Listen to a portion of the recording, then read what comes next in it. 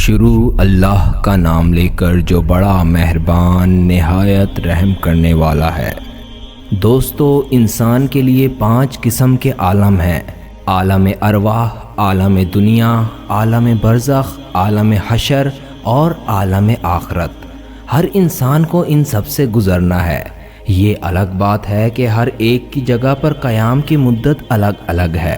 اللہ تعالیٰ نے انسان کے ایک عالم سے دوسرے عالم میں منتقل ہونے کے لیے مختلف اسباب پیدا کیے ہیں، جیسا کہ عالم ارواح سے عالم دنیا میں آنے کا سبب والدین ہیں، عالم برزخ سے عالم حشر میں جانے کا سبب سورہ اسرافیل ہے، اور عالم حشر سے عالم آخرت میں منتقل ہونے کا سبب ایمان یا کفر ہے۔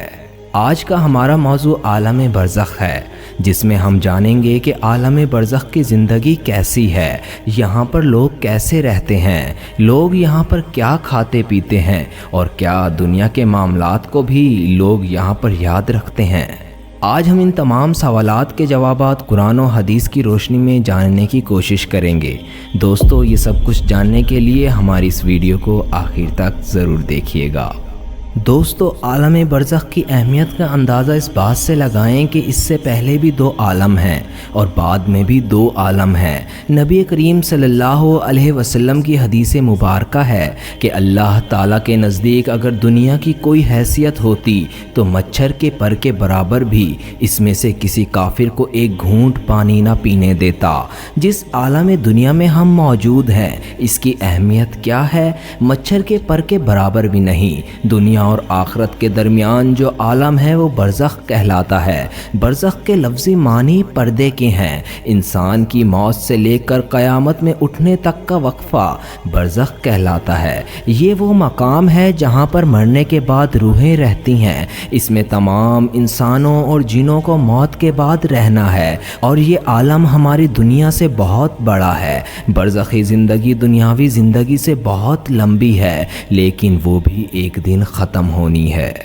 اللہ تعالیٰ سورہ المومنین میں فرماتے ہیں، اور ان کے آگے ایک آڑ ہے اس دن تک جس میں یہ اٹھائے جائیں گے۔ عالم برزخ میں پہنچنے کے بعد انسان کا آخرت کی طرف سفر شروع ہو جاتا ہے۔ حضرت محمد صلی اللہ علیہ وسلم نے اس بارے میں فرمایا، بے شک آخرت کی سب سے پہلی منزل قبر ہے۔ اگر قبر والے نے اس سے نجات حاصل کر لی تو بات کا معاملہ بھی آسان ہوگا، اور اگر اس سے نجات نہ پا سکا تو بات کا معاملہ زیادہ سخت ہے۔ جب روح عالم برزخ میں پہنچتی ہے تو اس میں بھی 2 مقام ہیں۔ ایک کا نام علیین ہے، جس میں نیک روحوں کو رکھا جاتا ہے، اور دوسری جگہ کا نام سجین ہے، جس میں بدکار یا کافر روحوں کو رکھا جاتا ہے۔ تمام روحیں قیامت کے دن تک یہیں پر رہیں گی، اور پھر قیامت کے دن اپنے حساب کتاب کے بعد اپنے اصل مقام یعنی جنت یا دوزخ میں داخل ہوں گی۔ روایات میں آتا ہے کہ انسان کی وفات کے بعد قبر میں روح کو پھر سے مادی جسم کے ساتھ منسلک کیا جاتا ہے، جہاں پر منکر نکیر سوال و جواب کریں گے۔ اگر سوالات کے جوابات صحیح دیے تو آسمان سے آواز آتی ہے، میرے بندے نے سچ کہا، اس کے لیے جنتی بستر بچھا دو، اور اس کو جنتی لباس پہنا دو، اور اس کے لیے جنت کی طرف سے دروازہ کھول دو۔ قبر کے اندر ہی جنت کی طرف سے دروازہ کھولا جائے گا۔ اس کو ٹھنڈی ٹھنڈی ہوا کے جھونکے اور خوشبو بھی آتی ہوگی، اور حد نگاہ اس کی قبر کو کشادہ کر دیا جائے گا، اور اگر اس کے سوالات کے جوابات صحیح نہ ہوئے تو اس کے لیے قبر میں ہی جہنم کا بستر بچھا دیا جائے گا۔ جہنم کی گرمی اس کو ہر وقت محسوس کروائی جائے گی، اور اس کی قبر اتنی تنگ ہو جائے گی کہ اس کی پسلیاں آپس میں دھس جائیں گی۔ اس طرح اعمال کے حساب پر اگر تو نیک روح ہے تو 2 خوبصورت نورانی فرشتے روح کو علیین میں چھوڑ دیتے ہیں، اور اگر اعمال برے ہوں گے تو 2 خوفناک تیز نوکیلے دانت والے فرشتے برے انسان کی روح کو سجین میں ڈال دیتے ہیں۔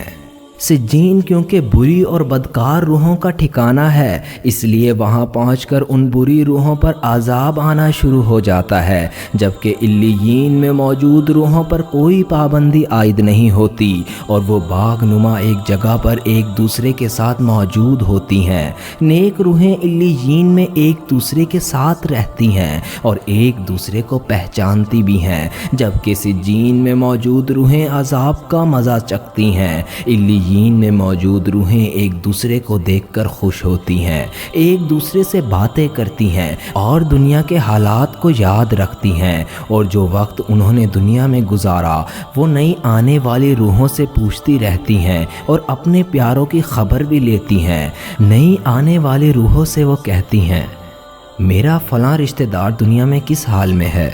अगर नई आने वाली रूह ये कहे, तुम्हारा रिश्तेदार तो कब का मर चुका है मगर वो यहाँ इल्लियीन में नहीं पहुँचा, तो ये नेक रूह समझ जाती है कि इसको सिज्जीन में भेज दिया गया होगा। नेक रूहें इल्लियीन में अपने रिश्तेदार का इंतज़ार बिल्कुल इस तरह करती हैं जैसे कोई अपने घर से दूर अपने घर वालों से मिलने का इंतज़ार करता है। इसके अलावा इल्लियीन में अंबिया कराम, शोहदा और सिद्दीकीन की रूहें भी एक दूसरे से मिलकर बातें करती हैं। नेक रूहें अपने करीबी रिश्तेदारों से मुलाकात करती हैं, जैसा कि हज़रत मोहम्मद सल्लल्लाहु अलैहि वसल्लम ने अपनी बेटी हज़रत फ़ातिमा रज़ियल्लाहु अन्हा से इरशाद फरमाया था कि मेरे विसाल के बाद जो नेक रूह सबसे पहले मुझसे मिलेगी वो फ़ातिमा तुम ही होगी। और बिल्कुल ऐसा ही हुआ और आप सल्लल्लाहु अलैहि वसल्लम के विसाल के 4 या 6 महीने के बाद हज़रत फ़ातिमा रज़ियल्लाहु अन्हा नबी करीम सल्लल्लाहु अलैहि वसल्लम से जा मिली।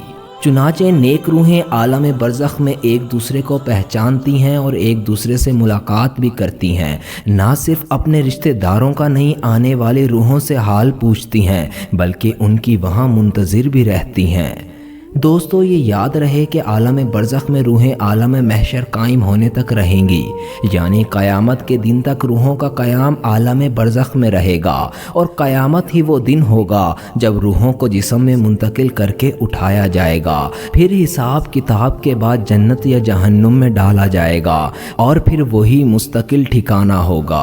हज़रत अब्दुल्ला बिन उबैद रज़ियल्लाहु अन्हु फरमाते हैं, मुर्दे को जब कब्र में रखा जाता है तो वो बैठ जाता है और जनाजे के साथ आने वाले लोगों के कदमों की आवाज़ सुनता है। सबसे पहले उसकी कब्र उससे कहती है, ए इब्ने आदम, तेरा बुरा हो क्या तुझे मुझसे डराया नहीं गया? क्या तुझे मेरी तंगी, दहशत, तारीकी और कीड़े मकोड़ों का खौफ न दिलवाया गया था? ये मैंने आज के दिन के लिए तैयार की हैं। तू बता तूने मेरे लिए क्या तैयारी की है। दोस्तों, वीडियो का इख्तिताम एक मशहूर हदीस से करते हैं कि नबी करीम सल्लल्लाहु अलैहि वसल्लम ने फरमाया कि कब्र जन्नत के बागों में से एक बाग होती है और दोज़ख के गढ़ों में से एक गढ़ा। यानी मोमिन की कब्र में जन्नत की खुशबुएं और वहाँ की हवा आती रहती है, जबकि काफिर की कब्र में दोज़ख की गर्मी, वहाँ की बदबू आती रहती है। आखिर में अल्लाह ताला से दुआ करते हैं, मरने के बाद हमारी कब्र को जन्नत का बाग बना दे और आलम बरज़ख में हमारा ठिकाना नेक रूहों के साथ इल्लियीन में बना दे। आमीन।